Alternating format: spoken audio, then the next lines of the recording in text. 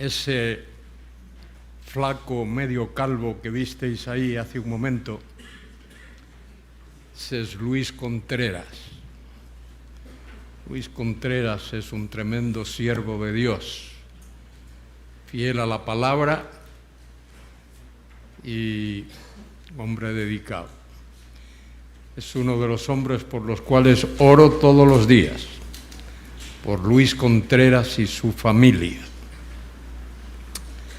Que Dios bendiga el ministerio que él hace allí en México.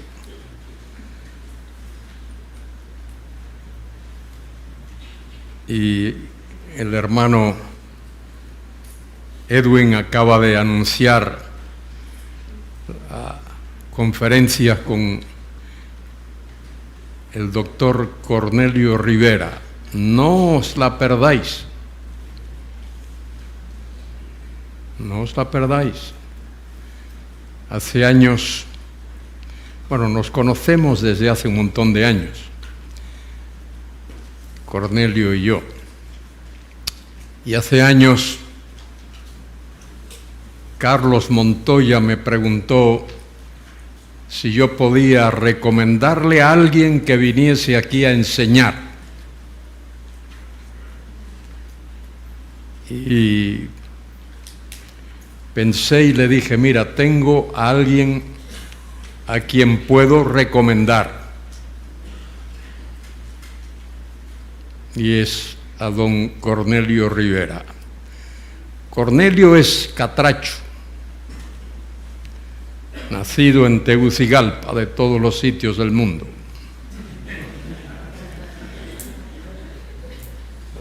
Pudo haber nacido en Vigo, pero nació en Tegucigalpa. Es un gran hombre de Dios. Él y su esposa Aida, siervos de Dios. Y no os perdáis las conferencias. Quiero dar gracias a Dios por los hermanos que sirven aquí. Era el doctor Kessinger, ahí tocando el bajo. Su hija aquí cantando, su esposa tocando el violín. ¡Qué bendición que Dios haya traído a esta familia aquí a servir! Y ellos lo hacen con tanto gozo, con tanto amor. Ellos son otra de las familias por las cuales oro y pido a Dios que les bendiga y les use aquí en Meda, en Sepe. Dios los ha traído aquí para este tremendo ministerio que ellos están haciendo. Doctor, gracias, querido hermano, por ti y por tu familia y por servir al Señor como lo hacéis de una manera tan abnegada. Oren por estos hombres, oren por el ministerio de Sepe. Y ahí está el hijo del doctor Rob, mi gran amigo Caleb, mi gran amigo. Yo oro por Caleb también, le pido a Dios que bendiga a este jovencito, que lo ayudes, que lo ayude el Señor. Y doy gracias a Dios por esta conferencia, estos 3 días de conferencia, todos los hermanos que han venido. Y por las hermanas también. Las hermanas no son pastoras, pero son esposas de pastores, muchas de ellas. Son siervas de Dios, sirven al Señor. ¿Por qué no son pastoras? Porque la Biblia no enseña que la mujer debe ser pastora. Puede tener un tremendo ministerio, las damas pueden tener un tremendo ministerio sirviendo al Señor en muchas capacidades. Y ha habido mujeres en el mundo que han dado un servicio tremendo, tremendo a Dios. Una mujer de los bautistas llamada Lottie Moon. Y Lottie Moon fue a la China y allá sirvió a Dios un montón de años en la China. He oído el testimonio relatado de esa mujer que hace muchos años, cuando era una muchachita, no era creyente y no le gustaba mucho los evangélicos y le tiraba piedras a los techos de las capillas allá en el pueblo donde vivía. Pero un día Dios tocó su corazón y la llamó a servir al Señor y sirvió a Dios por muchos años. ¿Y quién no ha oído hablar de Elizabeth Elliot, la esposa de Jim Elliot, uno de los 5 misioneros que fueron asesinados en el Ecuador, en las selvas del Ecuador? Y así ha habido muchas mujeres, hermanas, desde que leemos el Nuevo Testamento, leemos allí de esas mujeres que servían y seguían al Señor y fueron las primeras que fueron a la tumba cuando el Señor resucitó muy de mañana y dieron el aviso e hicieron el anuncio.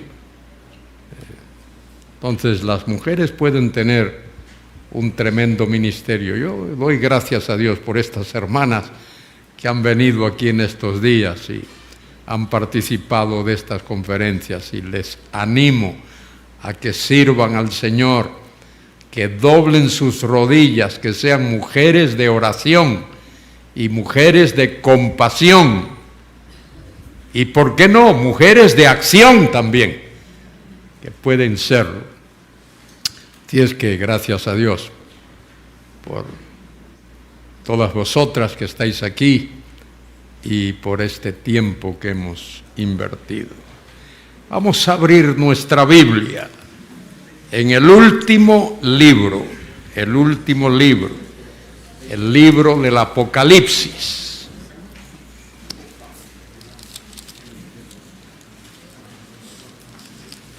Vamos a abrirlo en el capítulo 20.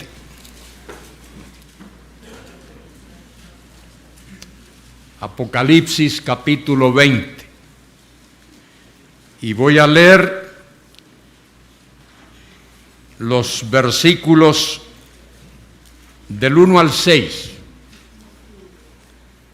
Apocalipsis 20 del 1 al 6.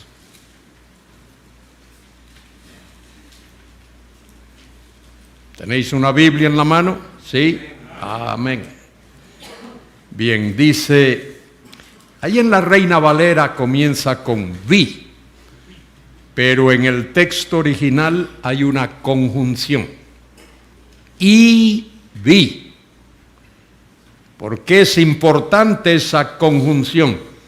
Porque Juan ha estado relatando cosas, ha estado hablando de cosas, relatando cosas. De paso, hablando de servicio, Honduras tiene que estar muy agradecida por el ministerio de Pablo Cros. ¿Conocéis a Pablo Cros? ¿Hay alguien aquí que no conozca a Pablo Cros? ¿No lo conocen? Pues Pablo, ponte en pie para que te conozcan. Pablo Cros, ahí está Pablo Cros. Pablo Cros.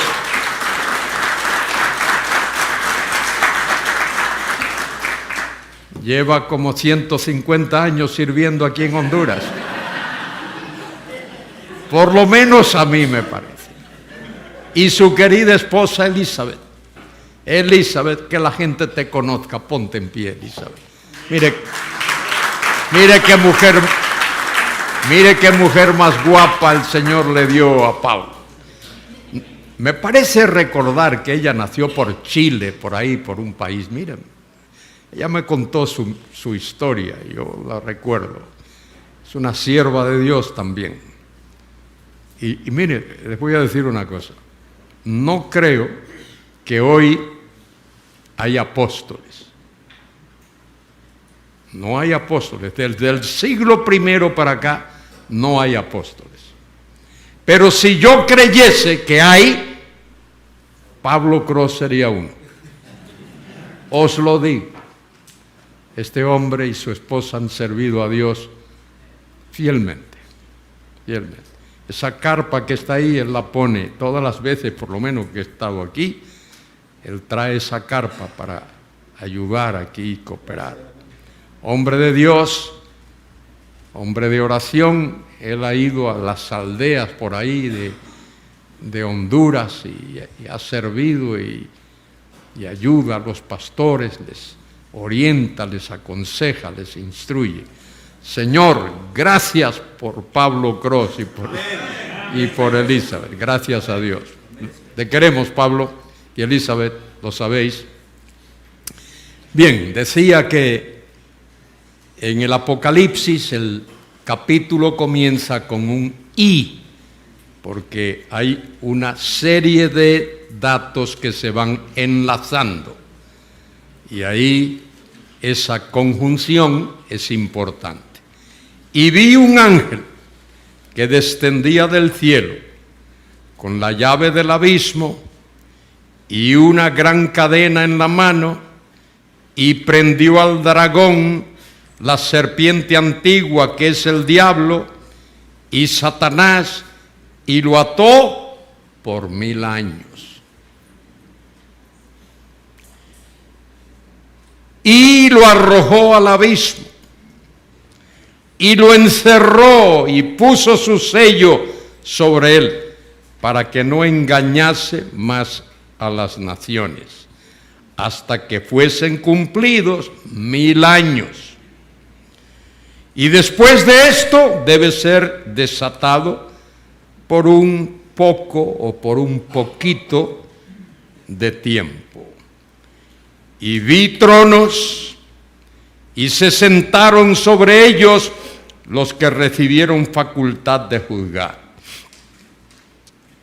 Y vi las almas de los decapitados por causa del testimonio de Jesús y por la palabra de Dios, los que no habían adorado a la bestia ni a su imagen, y que no recibieron la marca en sus frentes ni en sus manos, y vivieron y reinaron con Cristo 1000 años. Pero los otros muertos no volvieron a vivir hasta que se cumplieron 1000 años. Esta es la primera resurrección. Bienaventurado y santo el que tiene parte en la primera resurrección. La segunda muerte no tiene potestad sobre estos, sino que serán sacerdotes de Dios y de Cristo, y reinarán con él 1000 años. Tremendo pasaje, lindo, muy enfático, muy compacto. Este pasaje, como podéis ver, está en el capítulo 20 del libro del Apocalipsis, al final casi del libro. El libro tiene 22 capítulos. Capítulo 20, luego el 21 y el 22. Debido a que el Apocalipsis es un libro donde hay muchos símbolos, mucho lenguaje figurado, muchas metáforas, algunos escritores, varios, quizá podría decir muchos, particularmente amilenaristas, los que no creen que habrá un milenio en la tierra, cuando leen ese pasaje argumentan lo siguiente: la palabra 1000 años o milenio, chiliasmos, solo aparece ahí, en el capítulo 20 del Apocalipsis. Este es el argumento que ellos usan. Escúchenme, porque esto que voy a decir es importante y podéis leerlo en los libros que escriben los amilenaristas. ¿Qué dice? Que la palabra 1000 años o milenio o chiliasmos aparece solo en este capítulo 20 y solo en el libro del Apocalipsis. ¿Seguís hasta ahí? ¿Me seguís hasta ahí? Sí, sí. Bien. Y que el libro del Apocalipsis es un libro de símbolos. Mucho lenguaje figurado. De manera que la conclusión es que la palabra, el término chiliasmos, que significa 1000 años, es figurado, que no debe tomarse literalmente. Y repito eso, no debe tomarse literalmente, porque solo aparece en el Apocalipsis, solo aparece en un capítulo del Apocalipsis, y el Apocalipsis es un libro de símbolos, mucho lenguaje figurado. Bueno, y estos señores, estos teólogos, algunos son brillantes teólogos.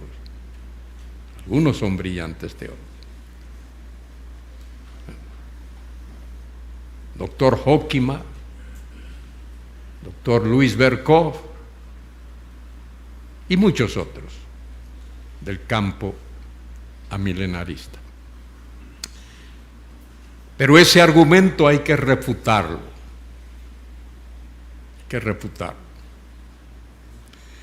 Mire, cuando se trata de profecía,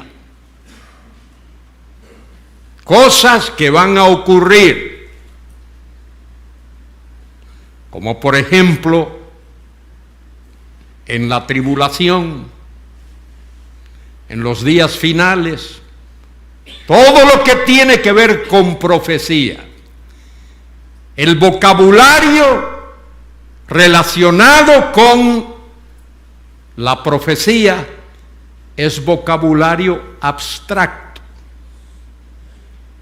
de manera que los escritores bíblicos utilizan lenguaje figurado para concretar eso que de otra manera sería abstracto.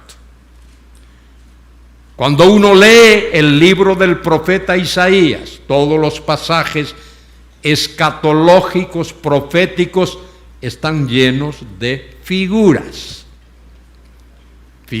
de dicción, porque las figuras de dicción, lo he dicho ya varias veces, hacen que lo que es abstracto se vea, se entienda de una manera concreta.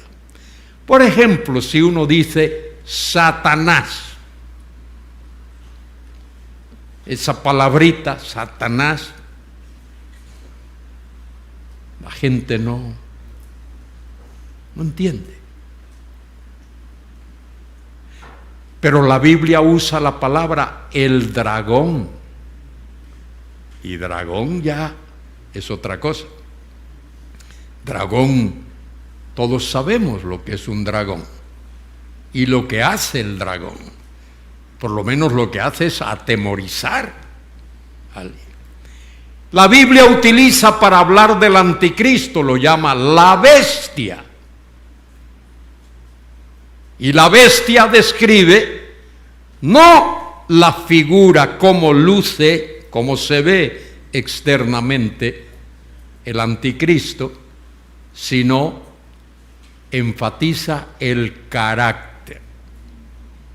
Enfatiza el carácter. Y así, por ejemplo, Pablo en 2 Corintios capítulo 11 habla de Satanás y no lo llama el dragón, lo llama ángel de luz. El ángel de luz. y uno puede entender algo.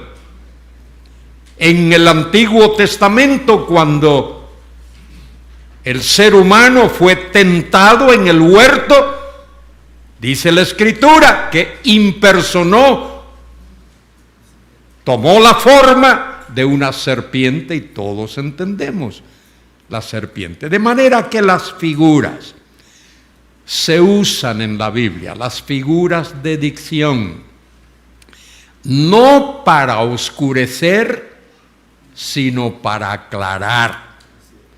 Las figuras de dicción no es para poner un velo sobre la mente, sino todo lo contrario, descorrer el velo para que uno pueda entender mejor de qué se está hablando.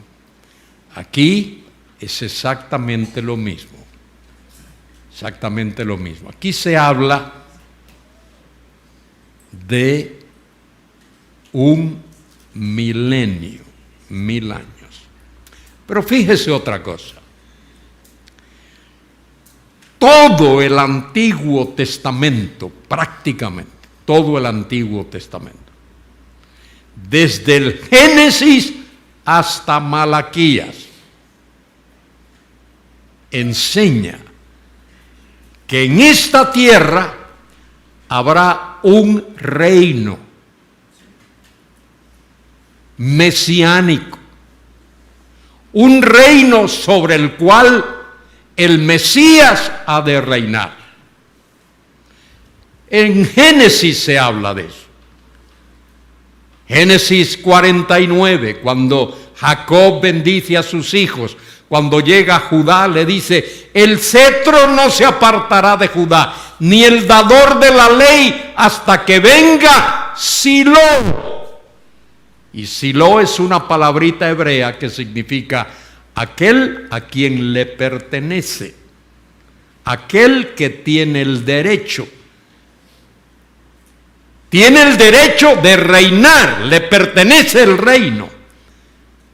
De manera que ahí tenemos una referencia al reino, y si uno sigue leyendo Éxodo, Levítico, Números, Deuteronomio, y sigue Josué, Jueces, Ruth, todos los libros de la Biblia, los profetas, Isaías, hemos visto pasajes de Isaías, Jeremías, Lamentaciones, Ezequiel, Daniel, y seguimos con los profetas menores, Oseas, Joel, Amós, Nahum, Habacuc, Sofonías, todos los profetas, hasta Malaquías. Y vamos a los salmos y encontramos muchas referencias a el hecho de que habrá en la tierra, en este planeta Tierra, en el cual vivimos, habrá un reinado glorioso del Mesías. Habrá un reinado mesiánico. Cuando llegamos al libro del Apocalipsis, eso que todo el Antiguo Testamento dice, que se leímos esta mañana el Salmo 72, todo lo que ocurrirá, todo lo que dice el Antiguo Testamento, los 39 libros del Antiguo Testamento, todo lo que dice el Antiguo Testamento, los 39 libros del Antiguo Testamento. Quiero recalcar eso, no os dejéis aturdir ni confundir. Escuchadme.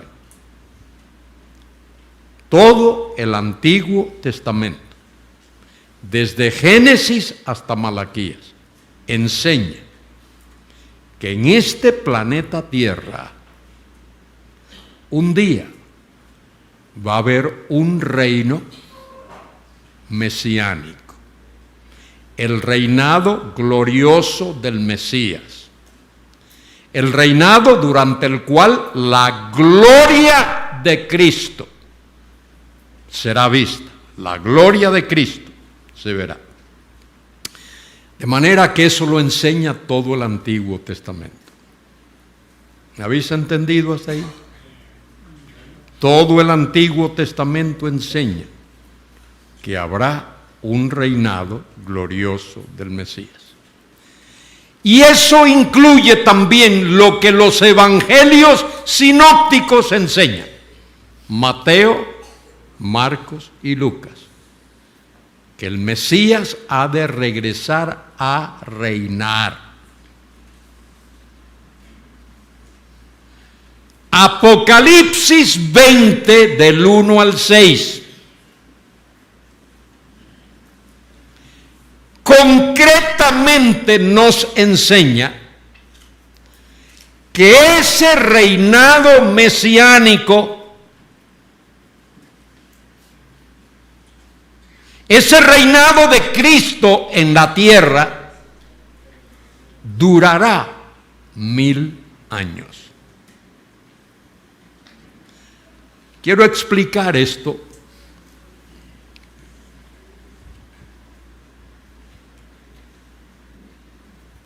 Quiero explicarlo de nuevo. Quiero que me entendáis,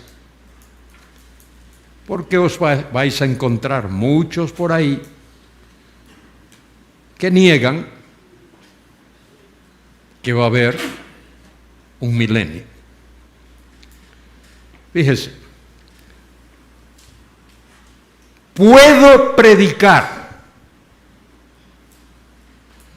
usando el Antiguo Testamento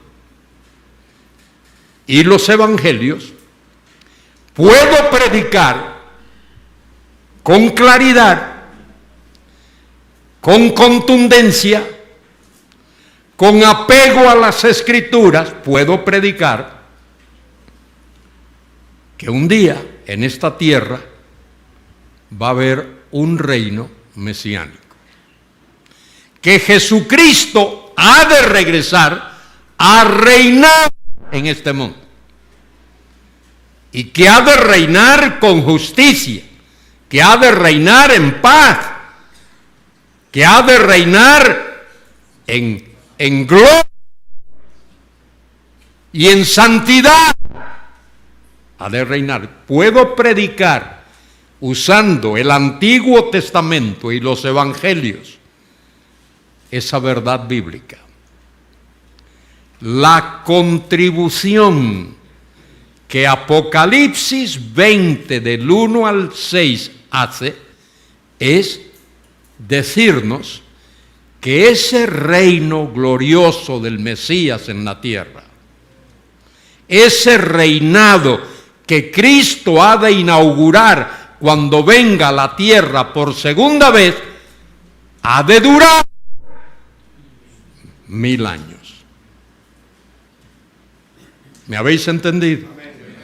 La contribución específica, clara, sin ambajes, contundente, que Apocalipsis 20 del 1 al 6 hace al tema, es decirnos cuánto va a durar ese reino. Es decir, puedo predicar que habrá un reino usando cualquier libro del Antiguo Testamento, usando los salmos y usando los profetas que he mencionado. Puedo predicar eso, que va a haber un reino glorioso, un reino de paz, un reino de justicia, un reino de santidad, un reino en el que habrá cambios topográficos tremendos en la tierra. Hasta la Biblia nos dice que el clima va a cambiar durante ese reino. No va a haber los calores de Choluteca, ni va a haber los inviernos del Polo Norte, no va a haber inundaciones, no va a haber huracanes, no va a haber terremotos, no va a haber todas esas catástrofes que el mundo ha experimentado a lo largo de su historia. Dios va a cambiar todo eso. Y el Mesías va a reinar en paz. Y ahora nos quejamos de que, algunos se quejan, de que somos en la tierra 8,000 millones de seres humanos. Sabéis que en el milenio habrá una explosión demográfica insólita, inaudita, sin precedentes. La población de la tierra va a crecer de una manera tremenda. Apocalipsis 20 hace una gran contribución. Nos dice que ese reinado glorioso del Mesías va a durar 1000 años. Y durante esos 1000 años, una de las cosas principales que han de ocurrir, una de las cosas principales que ha de ocurrir, es que la gloria del Mesías será vista. Cuando el Mesías vino la primera vez, nació en un pesebre, no nació en un gran hospital, nació en un pesebre. Nació rodeado de animales y de la paja del pesebre. Y los primeros huéspedes que tuvo fue un grupo de pastores a los que Dios guió a que fuesen allí donde estaba el niño recién nacido. Luego vinieron los sabios del Oriente. ¿Cuántos sabios del Oriente vinieron? Dice por ahí algunos, 3, y seguramente se saben los nombres: Gaspar, Melchor y Baltasar. Mito. La Biblia dice que vinieron sabios del Oriente. A lo mejor fueron 20 o 25. Un grupo de sabios del Oriente. Y dice el texto allí en Mateo que cuando llegaron a Jerusalén y preguntaron: ¿dónde está el rey de los judíos que ha nacido? En el Jerusalem Daily News aparecía allí que Cristo había nacido, y todo el mundo lo sabía, que Cristo había nacido. ¿Fue así? Nadie sabía nada. Le preguntaron a Herodes, sabía, y Herodes no sabía, ni quería saber, ni quería que nadie lo supiese.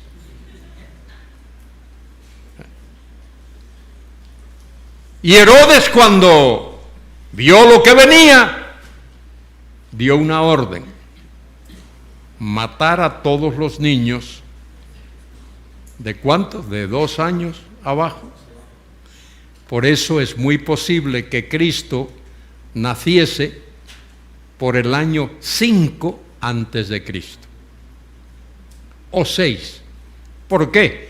Porque Herodes murió en el año 4 antes de Cristo, y Cristo nació cuando el rey Herodes vivía y reinaba. De manera que a lo mejor Cristo nació en el año 5, pudo haber sido en el 6 antes de Cristo. Fíjese la cronología.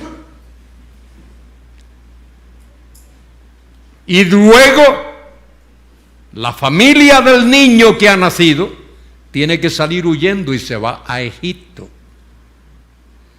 hasta que allá el niño crece y luego regresa después de la muerte de Herodes. Después de la muerte de Herodes regresan y van a vivir primero a otro sitio, pero luego se van a Nazaret, porque la Escritura dice que sería llamado Nazareno. Fue a vivir a Nazaret. Fíjese la humillación del Señor. ¿Cuál era el dicho en aquellos tiempos? Puede Nazaret. Nazaret era lo peor de lo peor. Es más, hoy día no ha cambiado mucho Nazaret. Uno va a Nazaret y uno siente un poco de tensión allí. Y allí vivió el Señor. Y vivió por lo menos 18 años o más, hasta que luego, ya cuando tiene unos 30 años, va delante de Juan el Bautizador para que Juan lo bautice. Pregunto, vosotros que sabéis, estáis bien informados, ¿por qué se bautiza uno? ¿Cuántos hay aquí que han sido bautizados? Casi todos. Aquí hay un hermano que no ha sido bautizado. ¿Usted ha sido bautizado? ¿Y por qué no levantó la mano cuando pregunté? Ah, ya lo sé, es que el hermano tiene reuma, no puede levantar la mano. Tiene artritis, ¿no? A ver, ¿cuántos han sido bautizados? Ah, ya se le quitó la artritis, miren.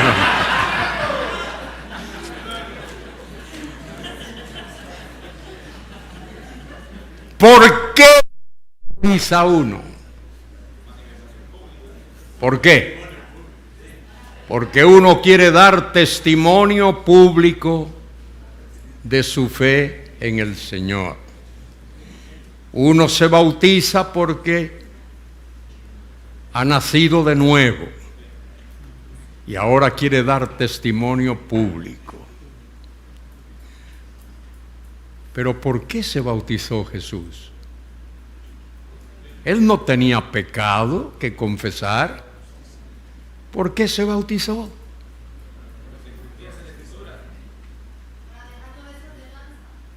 Bien, algunos. Para que se cumpliese la Escritura. Esa es una buena declaración. Pero Jesús se bautizó por algunas razones muy concretas. Primero, Él es bautizado por Juan, porque se identifica con la nación a la que ha venido a salvar. Se bautiza para identificarse con la raza humana que ha venido a salvar. Se bautiza para que Juan, el que lo bautiza, esté seguro de que Él es, porque Dios le dijo a Juan: aquel sobre el cual vieres descender al Espíritu. De manera que Jesús fue bautizado no por las razones por las que tú y yo somos bautizados, o fuimos bautizados, o cualquier persona es bautizada. Él fue bautizado por otras razones. Y después que es bautizado, que Dios se lo identifica a Juan, allí en Mateo 3:17 se escucha la voz del cielo que Juan oye diciendo: este es mi Hijo amado, en el cual tengo complacencia. Y ahí se inaugura el ministerio terrenal del Mesías. A partir de ahí Él sale a enseñar, pero antes ocurre otra cosa. ¿Qué ocurre antes? fue tentado. ¿Por qué Jesús fue bautizado y por qué Jesús fue tentado? Son dos buenas preguntas. Dos buenas preguntas. Él fue tentado para ver si podía pecar. ¿Cuántos creen eso? ¿Cuántos herejes creen eso?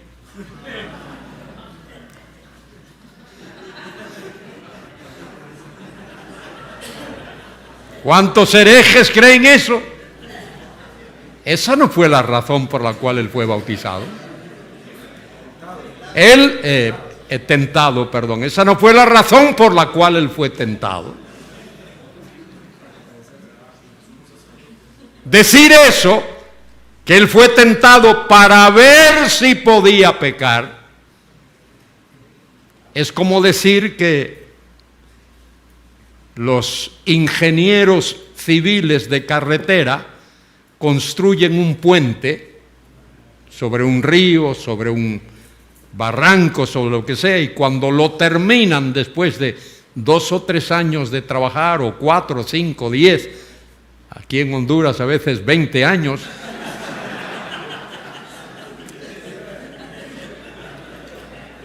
después que lo terminan, entonces prueban el puente a ver si se va a caer. ¿Para eso prueban el puente? ¿Para qué lo prueban? ¿Para ver si se va a caer? No, para demostrar que no se va a caer. De manera que Cristo no fue tentado para ver si podía pecar. Cristo fue tentado para demostrar que no podía pecar. Cristo no podía pecar. Y no podía pecar porque Cristo es una persona divina. Decir que Cristo podía pecar es decir que Dios podía pecar. Y él fue tentado en el área de su humanidad, porque su humanidad era tentable, pero su persona no era pecable. Entonces Cristo no podía pecar. Dios no puede pecar, y Él es Dios, pero su persona, su humanidad podía ser tentada. En el área de su humanidad, Él podía ser tentado. Pero Cristo no era una persona humana, Él era una persona divina, una sola persona, persona divina. De manera que nunca prediques que Cristo podía pecar, o que Él fue tentado para ver si podía pecar. No, Él no podía pecar. Él es Dios todopoderoso. Él fue tentado para demostrar. Y luego, después de su victoria sobre la tentación, Él va por toda Judea predicando, enseñando, haciendo señales en todos los sitios. Predica el Sermón del Monte, el sermón más maravilloso que oídos humanos jamás han escuchado, y de ahí sigue sanando personas, capítulo 8 y capítulo 9 de Mateo, capítulo 10, Él envía a los discípulos a predicar, capítulo 11 hace un llamado a todos aquellos que le habían oído y que seguían duros. Él los llama: venid a mí, todos los que estáis trabajados y cargados, y yo os haré descansar.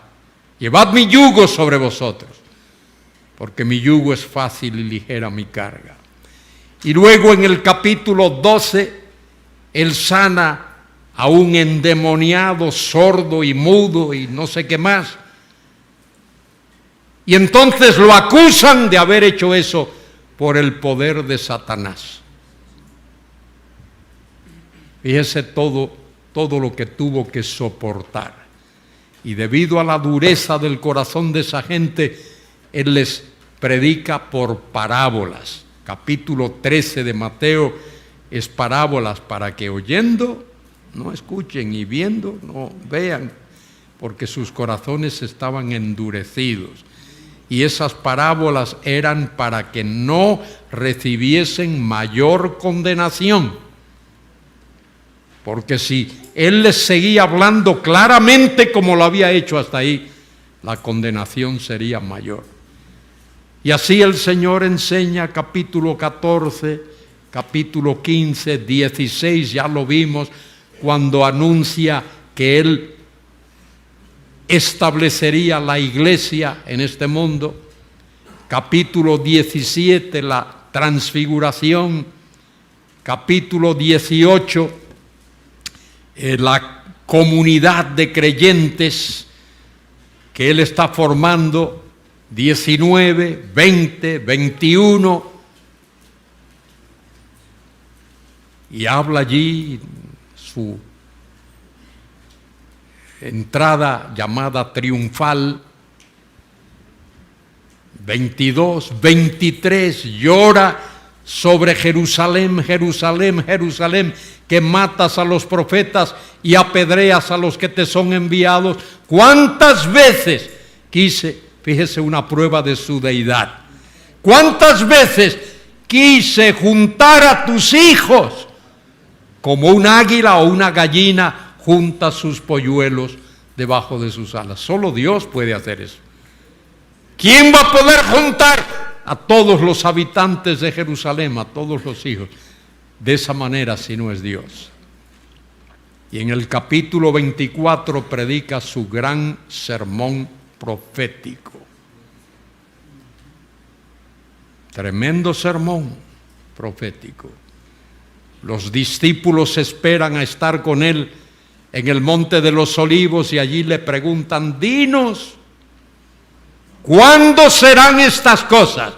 Eso que Él le había dicho, que no quedaría piedra sobre piedra, que no sería removida. ¿Cuándo serán estas cosas? ¿Y qué señal habrá de tu venida y del fin del siglo? Y allí el Señor le explica detalladamente lo que va a ocurrir. Oiréis de guerras y de rumores de guerras. Vendrán herejías, vendrán aquellos que dirán: yo soy el Cristo, y a muchos engañarán. Pero el Señor les dice que Dios tiene un plan. Y el plan de Dios es que el evangelio del reino sea conocido en todo el mundo. Y en Mateo 24, 14 se lo dice claramente: este evangelio del reino será predicado en todas las naciones y entonces será el fin. Y le explica a partir de ahí cómo será eso, porque vendrá un periodo de tribulación. Y en el versículo 15 le dice: cuando veáis en el lugar santo, de Mateo 24, 15, cuando veáis en el lugar santo la abominación desoladora de la que habló el profeta Daniel, en medio de la gran tribulación, la abominación desoladora, el anticristo ha de plantar su tienda y su cuartel general allí en la ciudad de Jerusalén. Y va a exigir adoración. Y dice el texto allí que habrá ejércitos que se unirán para combatir contra Jerusalén. Y Jerusalén va a ser rodeada por esos ejércitos. Eso lo dice Zacarías capítulo 14, que Jerusalén será rodeada por ejércitos. Y cuando Jerusalén esté a punto de ser barrida, destruida de nuevo, el Mesías aparece. Viene a defender a su pueblo. Dice allí en Zacarías 14:3: sus pies se afirmarán sobre el monte de los olivos. Y el monte de los olivos se partirá en dos. y formará un valle allí. Monte de los Olivos está al este de Jerusalén. Desde el Monte de los Olivos, que está a 1,5 kilómetros, no más, quizá poquito más, pero no más, uno puede ver toda la ciudad de Jerusalén. Ese trayecto se puede hacer a pie. Era la distancia que se le permitía a un judío caminar el día de reposo. Y el Señor anuncia lo que ha de ocurrir. Él viene con poder, con gloria, con majestad, con autoridad para establecer su reino. Fíjese, esto lo dice allí en el capítulo 19, que tenéis la Biblia abierta allí en el Apocalipsis. Dice en el capítulo 19, versículo 11, entonces vi el cielo abierto y aquí un caballo blanco, y el que lo montaba se llamaba Fiel y Verdadero, y con justicia juzga y pelea. Sus ojos eran como llama de fuego, y había en su cabeza muchas diademas. Diademas ahí significa coronas, y tenía un nombre escrito que ninguno conocía, sino él mismo. Estaba vestido de una ropa teñida en sangre, y su nombre es el Verbo de Dios. El Verbo de Dios es la manifestación visible de Dios. Y los ejércitos celestiales, vestidos de lino fino, finísimo, blanco y limpio, le seguían en caballos blancos. De su boca sale una espada aguda para herir con ella las naciones, y él las regirá con vara de hierro. ¡Qué fantástico! Él regirá a las naciones con vara de hierro. Cuán agradecidos tenemos que estar que la vara de hierro estará en la mano del Mesías, no en la mano del diablo. Él las regirá con vara de hierro, y él pisa el lagar del vino del furor de la ira del Dios Todopoderoso, y en su vestidura y en su muslo tiene escrito este nombre: Rey de Reyes y Señor de Señores. Y vi a un ángel que estaba en pie en el sol y clamó a gran voz diciendo a todas las aves que vuelan en medio del cielo: venid, congregad la gran cena de Dios, para que comáis carnes de reyes y de capitanes, carnes de fuerte, carnes de caballo, carnes de jinetes, carnes de todos, libres y esclavos, pequeños y grandes. Y vi a la bestia. La bestia es el anticristo, es el que ha estado oponiéndose al Señor y persiguiendo a los escogidos de Dios. Vi a la bestia y a los reyes de la tierra y a sus ejércitos reunidos para guerrear contra el que montaba el caballo blanco y contra su ejército. Las naciones se mancomunan, forman un ejército para intentar impedir que el Mesías venga a la tierra. ¿Habéis leído el Salmo 2 alguna vez? De eso es lo que habla. Salmo 2 dice: ¿por qué se amotinan las gentes y los pueblos piensan cosas vanas? Fíjese ese salmo, tremendo salmo de la palabra de Dios, lo que dice allí. ¿Por qué se amotinan las gentes y los pueblos piensan cosas vanas? Se levantarán los reyes de la tierra, estos de los que acabo de leer en Apocalipsis, y príncipes consultarán unidos, se ponen de acuerdo contra Jehová y contra ¿quién? ¿Quién es su ungido? Su Mesías. Contra Jehová y contra su Mesías. Y esto es lo que dirán. Mire lo que dirán, diciendo: rompamos sus ligaduras echemos de nosotros sus cuerdas. ¿Sabe lo que eso quiere decir? Que no reine sobre nosotros. No lo queremos. No queremos que Él reine sobre nosotros. ¿Qué cosa? Mire la reacción de Dios. Versículo 4. El que mora en los cielos se reirá. El Señor se burlará de ellos. Luego hablará a ellos en su furor y los turbará en su ira. Y esto es lo que les dice. ¿Qué es lo que dicen ellos? Que no reine sobre nosotros. Mire lo que Dios le dice. Un momentito. ¿De qué estáis hablando? ¿De qué estáis hablando? ¿Qué queréis decir? Que no reine sobre nosotros. What are you talking about? ¿De qué estáis hablando? Mire lo que Dios le dice. Escuche. A eso les dice, oigan, pero yo he puesto a mi rey sobre Sión, mi santo monte. ¿Qué decís vosotros? Que no reine sobre nosotros. Pero si yo he puesto a mi rey sobre Sión, ¿para qué lo ha puesto allí en Sión? Para que reine. ¿Desde dónde va a reinar? Desde el trono de David. Él se va a sentar en el trono de David y desde allí va a reinar como rey, como Mesías, como Jehová Todopoderoso.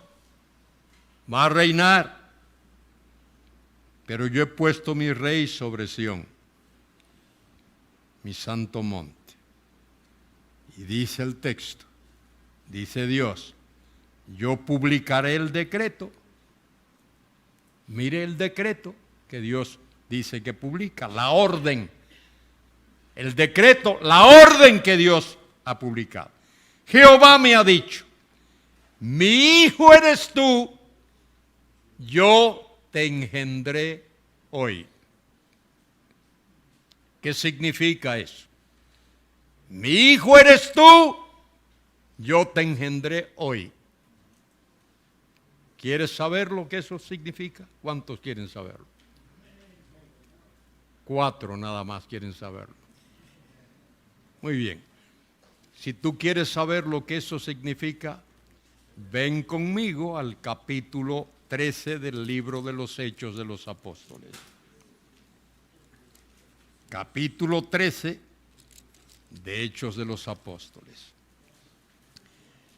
Allí Pablo está predicando en una sinagoga. 13:30.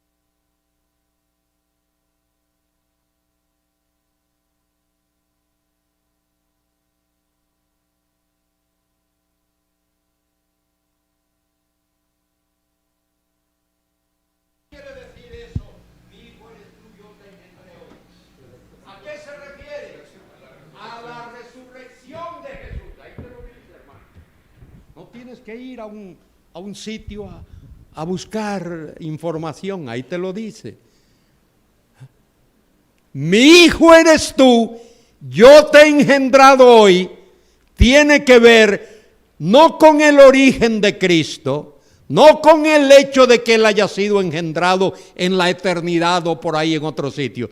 Tiene que ver con la resurrección de Jesús. Él fue resucitado de entre los muertos. ¿Para qué? Para que pueda sentarse en el trono de David como rey mesiánico. Eso es lo que dice el texto.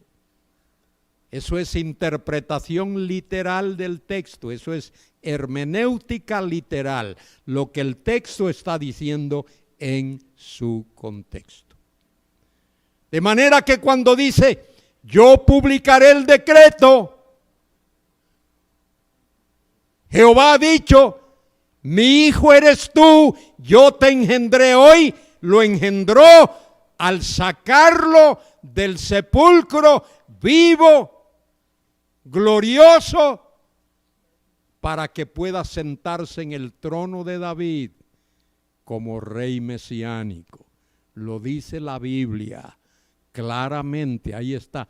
Lo único que hay que hacer es leer la Biblia con cuidado. Y cuando uno lee la Biblia con cuidado, aprende muchas cosas, ¿verdad que sí? Digan que sí. Así. Aquí somos tremendos, ahí tenemos el equipo A aquí, cambian la pilita para que uno pueda. Muy bien.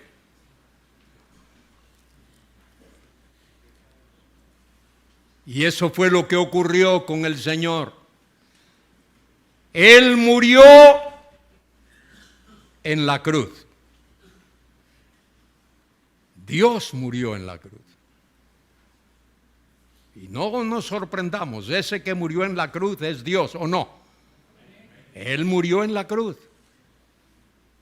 Pero tuvo que encarnarse, humanarse, tomar cuerpo humano, tomar naturaleza humana para poder morir. Pero ese que murió es Dios. Porque, escuchen, solo Dios puede salvar. Solo Dios. ¿Hay alguien más que pueda salvar? Mahoma puede salvar. Buda puede salvar. Shinto puede salvar. ¿Qué ángel o arcángel o virgen o santo por ahí puede salvar? Ninguno. Solo Dios puede salvar. Lo dice Isaías 45:22. Mirad a mí y sed salvos todos los términos de la tierra, porque yo soy Dios y no hay más. No hay más, no hay otro. Él es el único, no hay más. Y Pedro lo dijo allí en Jerusalén. Como los católicos no aprenden eso y lo tienen en su Biblia. Un día estuve en una librería católica hablando con una señora muy amable, muy amable. Y allí mirábamos los libros y veía las Biblias. Le digo, oiga, ¿usted podía prestarme una de esas Biblias que tiene ahí? Sí, cómo no. Y me dio la Biblia católica que ellos tienen. Y la abrí, le digo, venga, lea esto conmigo aquí.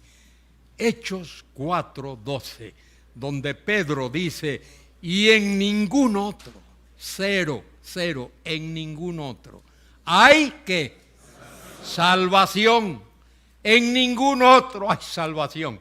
Porque no hay otro nombre, no hay, nombre ahí significa persona. No hay otra persona debajo del cielo, dado a los hombres, en que podamos ser salvos. Solo hay uno, Jesucristo, el Dios hombre.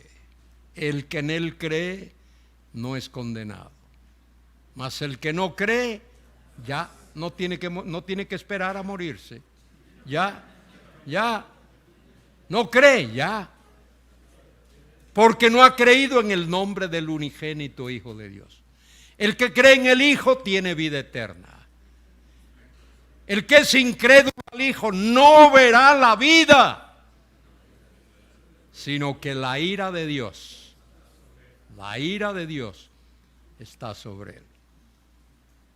Y eso es lo que enseña la Biblia. De manera que es ese el que tiene derecho a reinar. Hemos visto ahí en el capítulo 19 del Apocalipsis cómo él viene glorioso, seguido de sus ejércitos, como Rey de reyes y Señor de señores.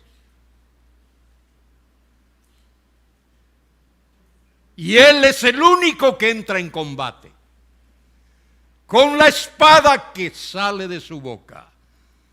No tiene que hacer otra cosa. La espada que sale de su boca es su palabra. Él puede mirar a alguien y decirle, muérete, y ahí queda. Vengan, entiérrenlo. En ningún otro hay salvación. Y dice aquí, después que él ha apresado a la bestia y al falso profeta y los ha echado en el lago de fuego que arde con azufre, dice el texto que Juan vio a un ángel que descendía del cielo. Fíjese, lenguaje que podamos entender. Si dice, apresó a Satanás, la palabra apresar es un vocablo abstracto, pero mire lo que dice. Dice, con la llave del abismo. La palabra abismo en el hebreo es la palabra tahum. Tahum, el abismo. El abismo, ahí están aquellos que son condenados por la eternidad del abismo. Y está la llave del abismo y una gran cadena en la mano, para que podamos entendemos lo que es una cadena, la podemos ver, la podemos aguantar con la mano. Y prendió al dragón. El dragón, no es que Satanás sea un dragón, pero el dragón habla de su carácter. Su carácter es terrible, intimida, da miedo. Por eso se le llama el dragón. El dragón. ¿Quién es el dragón? La serpiente antigua. ¿Dónde encontramos la serpiente antigua? En Génesis capítulo 3, allí en el huerto, la serpiente era astuta más que todos los animales del huerto. Y Satanás se metió dentro. Tomó a la serpiente como si fuese su cuerpo para hacerse visible, porque el diablo es un ángel. Es Lucifer, el ángel de luz. Entonces, para que fuese visible, tomó la serpiente antigua. Y esa serpiente antigua es el diablo. Diabolos, que significa adversario, opositor, acusador. Satanás también es el enemigo de Dios, acusador, adversario, y lo ató por 1000 años. Ahí está, chiliasmos, 1000 años. Y aquí, Apocalipsis 20 va a añadir, lo repito para que no se os olvide, el elemento que faltaba. ¿Cuál era el elemento que faltaba?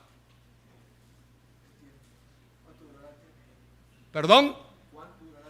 ¿Cuánto durará el reinado terrenal de Cristo? Apocalipsis 20 nos da esa información. Los salmos hablan de que habrá un reinado glorioso del Mesías. Isaías nos habla de que habrá un reinado glorioso del Mesías. Ezequiel, que habrá un reinado glorioso del Mesías. Daniel, que habrá un reinado glorioso del Mesías. Y así muchos libros del Antiguo Testamento. Y a esa información que recibimos del Antiguo Testamento, Juan le añade un dato que falta. ¿Cuál es el dato que falta? ¿Cuánto va a durar ese reinado terrenal? Va a durar 1000 años. Durante esos 1000 años, que no se le olvide, anótelo si usted cree que se le va a olvidar. Durante esos 1000 años, la gloria divina de Cristo va a ser vista. Su gloria divina, la gloria de su deidad va a ser vista. Segundo, la gloria de su humanidad va a ser vista. Y no va a ser vista por separado, porque Cristo es una sola persona. Él es la segunda persona de la Trinidad. Durante los 1000 años de ese periodo, del milenio, de ese reinado, su gloria divina, su gloria como Dios va a ser vista.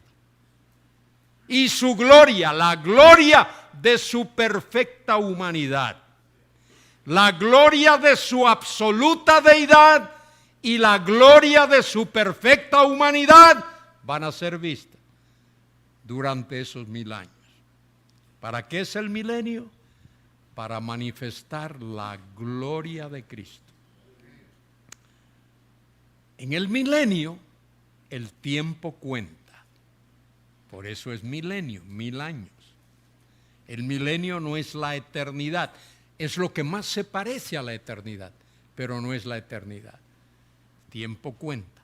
De manera que la gloria de la absoluta deidad de Cristo y la gloria de la perfecta humanidad de Cristo van a ser vistas durante ese tiempo de manera histórica, de manera real. Por 1000 años, toda la tierra va a contemplar su gloria. Fantástico, toda la tierra, de mar a mar, de un ¿Qué dice Isaías 11:9? ¿Qué dice? Toda la tierra será llena ¿de qué? De la gloria de Jehová, del conocimiento. ¿Qué es la gloria de Jehová? La persona gloriosa del Mesías.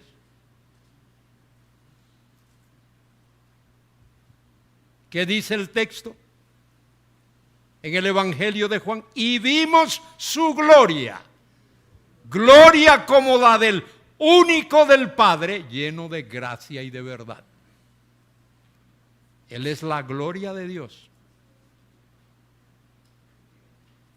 Y esa gloria va a ser vista en toda la tierra. De manera que, ¿para qué el milenio? Para que la gloria de la absoluta deidad y la gloria de la perfecta humanidad de Cristo sean vistas dentro del tiempo y dentro de la historia. ¿Para qué más es ese milenio? Esos 1000 años. Para que dentro de ese tiempo se cumplan las promesas que Dios hizo a Abraham, a Isaac, a Jacob y a David. Las promesas del pacto abrahámico y del pacto davídico. La tierra va a ser ocupada, esa tierra que Dios prometió, la tierra de Israel, allí donde estuvimos, Elizabeth. Qué buen tiempo pasamos allí. y Pablo. Qué bendición estar allí y ver esa tierra, caminar por donde Jesús caminó y estar allí en los sitios donde Jesús estuvo. Bueno, el Señor va a dar esa tierra y la nación de Israel va a ocupar la tierra en paz. Fíjese bien, nunca Israel ha ocupado la tierra en paz. Ha estado allí, pero rodeada de enemigos y atacada por enemigos. Hoy, en parte está allí, pero está rodeado de enemigos. Y hay más israelitas fuera de la tierra de los que hay en la tierra. El milenio va a servir también para que las promesas del pacto de Dios con Abraham, con Isaac, con Jacob y con David se cumpla. Fantástico lo que Dios va a hacer. Y con el milenio, Dios culmina su historia. Cuando hablo de historia, quiero decir cuando el tiempo cuenta. Su plan, su historia de que en este mundo, en esta tierra, haya un reino en el cual Dios sea glorificado, sea honrado, sea adorado y sea obedecido dentro del tiempo. Para eso Dios creó la tierra y para eso Dios creó al hombre. Dios creó al hombre para que el hombre fuese su vasallo, fuese su representante aquí en la tierra y el hombre obedeciese a su Dios y fuese bendecido por Dios. Después de que pase esto, de que se cumplan esos 1000 años, entonces ya entramos en la eternidad. Y en la eternidad, Dios siempre ha sido adorado y lo será. Y aquellos que se rebelaron, aquellos ángeles, fueron echados fuera.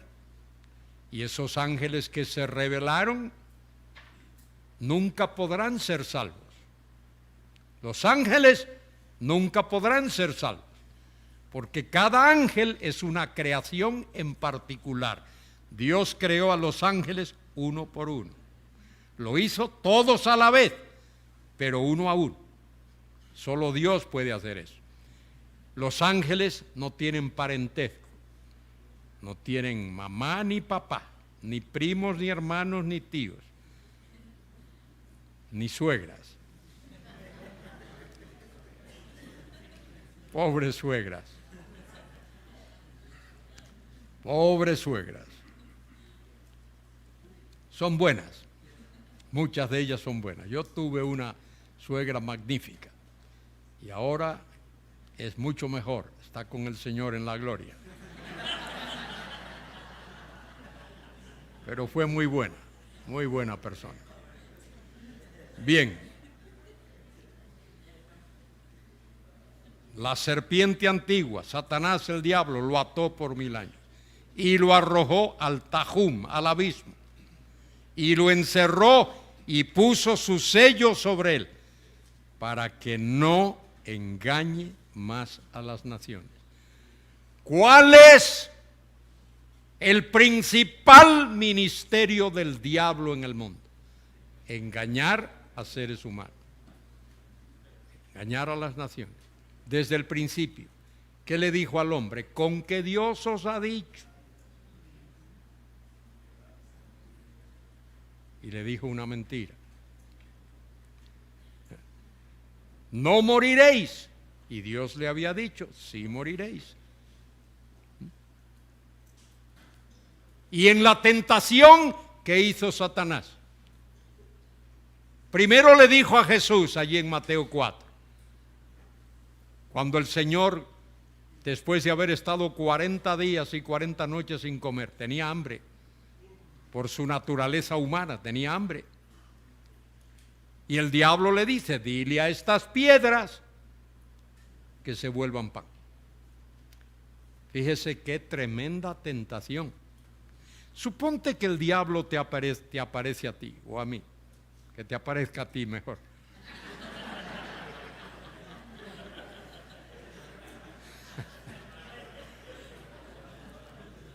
Y el diablo te mira y te dice, mira, dile a estas piedras que se vuelvan pan.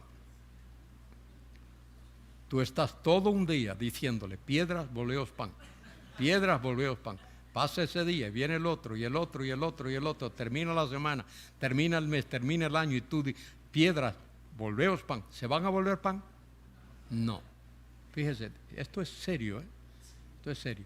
Pero Jesús, si solo lo hubiese pensado, nada más con pensar, esas piedras se hubiesen vuelto pan. De manera que la tentación para Jesús fue increíblemente mayor de lo que sería para cualquiera de nosotros. Y luego, ¿qué hace el diablo? Lleva al Señor allí al pináculo del templo y le dice, échate abajo. Y mire, el diablo se sabe la Biblia, le dice, le cita un salmo. Escrito está, sus ángeles enviará para que te cuiden, para que tu pie no tropiece en piedra. Y Jesús tiene que responderle al diablo, y lo hace con la palabra de Dios. Con la palabra de Dios. Y por último le dice, la tercera tentación, ¿qué fue? Le muestra panorámicamente todos los reinos del mundo. No sé si lo has leído, pero fíjate, búscalo en Lucas capítulo 4. Búscalo en Lucas capítulo 4 para que veas algo muy interesante allí en Lucas 4. Dice Lucas 4, creo que es por el versículo 6. Mire lo que dice ahí. Mire lo que el diablo le dice a Jesús. Le dijo el diablo, a ti daré toda esta potestad, autoridad y la gloria de ellos. Mire por qué. Porque a mí me ha sido entregada y a quien quiero la doy. Eso se lo dijo el diablo a Jesús. Toda esta potestad, toda esta autoridad, la palabra potestad, exousia en el griego, significa potestad, autoridad o derecho. Dios soberanamente ha dado a Satanás potestad sobre los reinos del mundo. Por eso este mundo es un sistema mundial. Este sistema mundial lo administra, lo gobierna, lo dirige el diablo. Y solo Dios, que está por encima, puede hacer que Satanás no cause más estragos de los que está causando. Bien, lo ató por 1000 años hasta que los 1000 años se han cumplido, y después de esto debe ser desatado por un poco de tiempo. Dios sabe, solo sabe Dios por qué. Y vi tronos y se sentaron sobre ellos los que recibieron facultad de juzgar. Y vi las almas de los decapitados. Esos son mártires del período de la tribulación, por causa del testimonio de Jesús y por la palabra de Dios. Los que no habían adorado a la bestia, ya veis, son personas particularmente de la segunda mitad de la gran tribulación, Apocalipsis 13, ni a su imagen, y que no recibieron la marca en sus frentes ni en sus manos, y vivieron y reinaron con Cristo 1000 años. 5 veces aparece en ese pasaje la palabra 1000 años, chiliasmos. No una sola vez, sino 5 veces. Y todo eso hay que interpretarlo ¿cómo? Literalmente. Toda la Biblia hay que interpretarla literalmente. Bueno, aquí está. Por eso Dios nos ha dado su palabra, su revelación, para que la leamos y la estudiemos bajo la dirección del Espíritu Santo. Esos 1000 años son literales, no son figurados. No es mítica la cosa, no es simbólico, son 1000 años.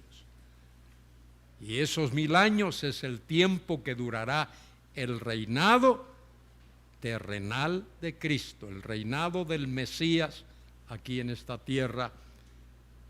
Y el Mesías reinará durante ese tiempo por las razones que he dado. Estaba mirando este papelito aquí. El Mesías vendrá por segunda vez. No sé lo que es, pero ahí lo dejo. Muy bien.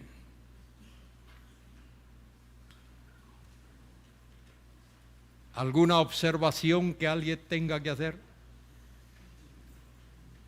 Diga.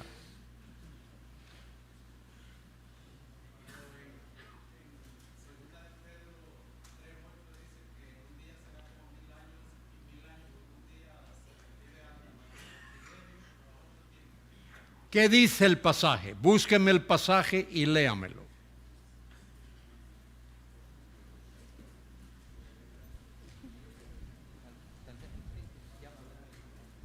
Creo que está en 2 de Pedro 3, por ahí, ¿no? Sí. A ver, 3:8. 3:8, hermano, usted que hizo la pregunta, léalo. Mas, oh amados, no ignoréis esto, que para con el Señor un día es como 1000 años y 1000 años como un día. ¿Y por qué usted me torció la Biblia? ¿Por qué la torció? Usted dijo, 1000 años es como un día, pero le quitó lo más importante, que es para el Señor, para Dios, para Dios. Mire, con seriedad, no es broma esto. Si el texto hubiese dicho, porque para Dios 1000 años es como un segundo, ¿sería verdad eso? ¿Sería o no sería? Claro que sí. Para Dios 1000 años es como un día. Para Dios, no para usted, no para mí, para Dios. Hay que leer la Biblia tal como está. Si usted le quita una palabra, ya se busca problemas. Perdóneme, querido hermano, no quise ofenderlo. ¿Usted se da cuenta de lo que dice el pasaje? ¿Se da cuenta? ¿Qué es lo que dice el pasaje? ¿Qué es lo que dice? Mas, oh amados, no ignoréis esto, que para con el Señor un día es como 1000 años y 1000 años como un día. Muy bien, ahora hágame su pregunta. Yo la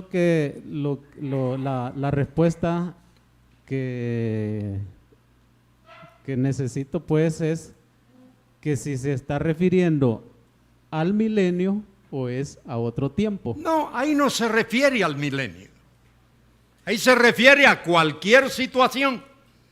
¿Qué es lo que Pedro está diciendo ahí? Que Dios no es afectado por el tiempo. Dios es eterno. Él ha existido siempre, de eternidad a eternidad. El tiempo no le afecta. Eso es lo que está diciendo. Y usa esa expresión. Para el Señor, 1000 años es como un día. O podía haber dicho, 1000 años es como una hora. O 1000 años es como un segundo. Es lo mismo. Para Dios el tiempo no cuenta. No cuenta. Para nosotros sí. Fíjese, llevamos 2000 años, o la humanidad lleva 2000 años esperando al Señor. ¿Ah? Y esos 1000 años o 2000 años es como si fuese 2 días en lo que a Dios respecta. Esa es la cosa. Querido hermano, gracias por su pregunta, muy amable. Gracias. Porque hay hermanos, son muy buenos predicadores que tienen posturas amilenaristas. Mire, cada vez que usted hace una pregunta y comienza con ¿por qué?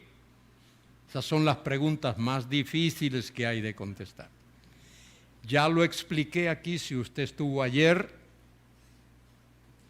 a lo mejor su cuerpo estaba aquí. No sé si lo demás estaba aquí. Pero yo dije que mucho de eso tiene que ver con la palabrita hermenéutica. El amilenarista alegoriza las escrituras. Alegorizarla es darle un significado diferente al que tiene ahí. ¿Cómo debe interpretarse la Biblia? Literalmente.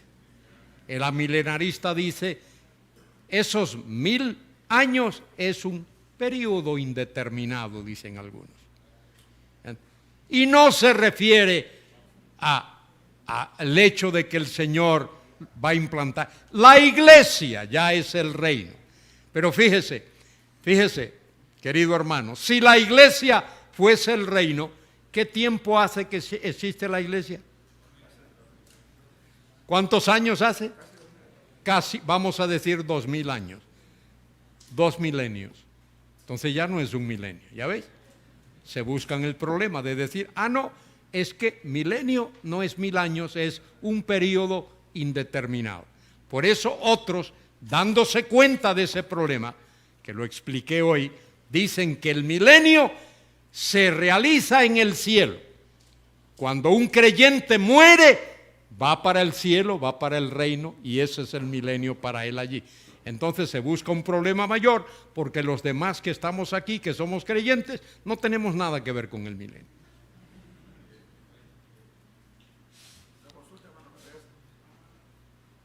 Durante ese periodo de reinado del Mesías, gloria, habrán personas que van a implementar la conversión, el nuevo nacimiento. En el milenio, seguro. Muchos los que entran en el milenio, todos los que entran, tienen cuerpo como usted y como yo. Cuerpos naturales. Pero los que entran han nacido de nuevo. Y en el milenio se casan y tienen hijos. Y esos hijos tienen que nacer de nuevo. Por eso dice allí en Isaías 65 y 66 que el que llegue a 100 años y no se convierta, el Señor lo mata. Lo dice allí. ¿Por qué? Porque ha tenido tanta oportunidad. Si es una situación perfecta, no hay guerra, no hay catástrofe, no hay robo, no hay nada de eso. Y el que viva 100 años y no se convierta. Muy bien. Una pregunta más y terminamos, que es las 9 ya. Sí,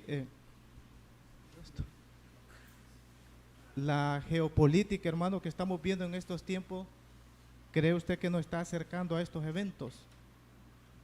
O sea, al ver los movimientos geopolíticos ahorita en el mundo. Bueno, sí y no. Sí y no. Porque fíjese, el próximo paso en el plan de Dios es ¿cuál? El rapto. Eso es lo próximo que Dios va a hacer. Y el rapto es inminente, puede ocurrir en cualquier momento. Lo que está ocurriendo en el mundo, lo que usted ha llamado geopolítica, que es una buena expresión que usan los historiadores y los sociólogos, la geopolítica y los politólogos. Todo esto que está ocurriendo, guerras, rumores de guerras, violencia, incluso terremotos y catástrofes que hay en el mundo. Lo que está haciendo es advertir a la humanidad que lo que Dios dice es algo real.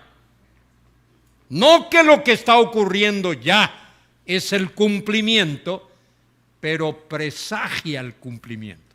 De manera que usted tiene razón ahí. Y creo que el tiempo está cerca. Pablo dice en Romanos 16 que estamos más cerca de cuando creímos. Gracias por su observación. Muy bien, hermanos, qué gusto es estar con vosotros. Qué bendición es estar con vosotros. Cuídense mucho. ¿Cuántas esposas hay aquí? Mujeres casadas, ¿cuántas hay? Veo 2 o 3, nada más por allá, 4, 5, 6, 7, 8, qué poquitas hay. Hay que ver más, que haya más, que hermanas. A ver, no puedo hablar.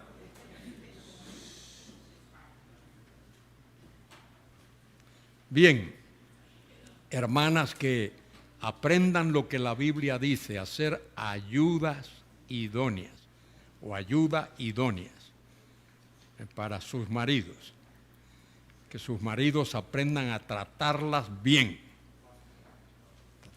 Hubo 4 mujeres en algún sitio del mundo que se reunieron para ver cómo podían hacer que sus maridos le ayudasen en casa. ¿Cómo podían hacer eso? Y estas 4 mujeres se reunieron y discutieron el tema, discutieron a ver cómo podían hacerlo. Y después de una semana, dice, bueno, nos vamos a reunir de nuevo de aquí a 3 meses a ver los resultados. Y pasado 3 meses se reúnen de nuevo. Y dice una, yo le dije a mi marido que si no me ayudaba en casa, no le iba a lavar la ropa, ni planchársela, que él tendría que hacer. Y pasó 1 día, 2 días, 3 días, y al 4.º día empecé a ver que mi marido me ayudaba. Dice la otra, yo le dije a mi marido que si no me ayudaba en casa no le iba a cocinar, que él tendría que cocinarse su comida. Y pasó 1 día, 2 días, 3 días, y al 4.º día comencé a ver que mi marido me ayudaba. Y dice la otra, y yo le dije a mi marido que si no me ayudaba en casa, no iba a dormir más en mi habitación. Ni iba a dormir más en mi cama. Y dice, y pasó 1 día, 3 días, y al 4.º día empecé a ver de este ojo.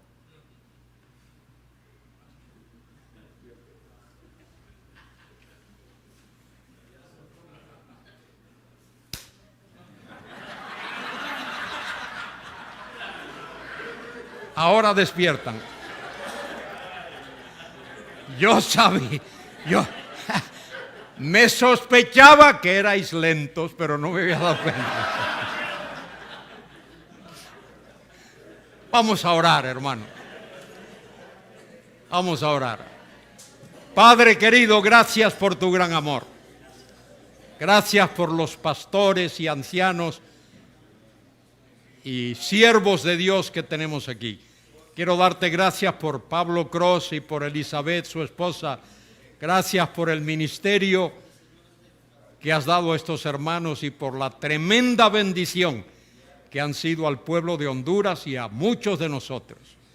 Despídenos ahora con tu bendición. Tráenos de nuevo mañana para esta última sesión, que podamos seguir aprendiendo juntos. Gloria sea tu nombre, por Cristo Jesús. Amén. Os voy a dar una tarea. Para mañana leéis Isaías 35, ¿vale? Isaías 35.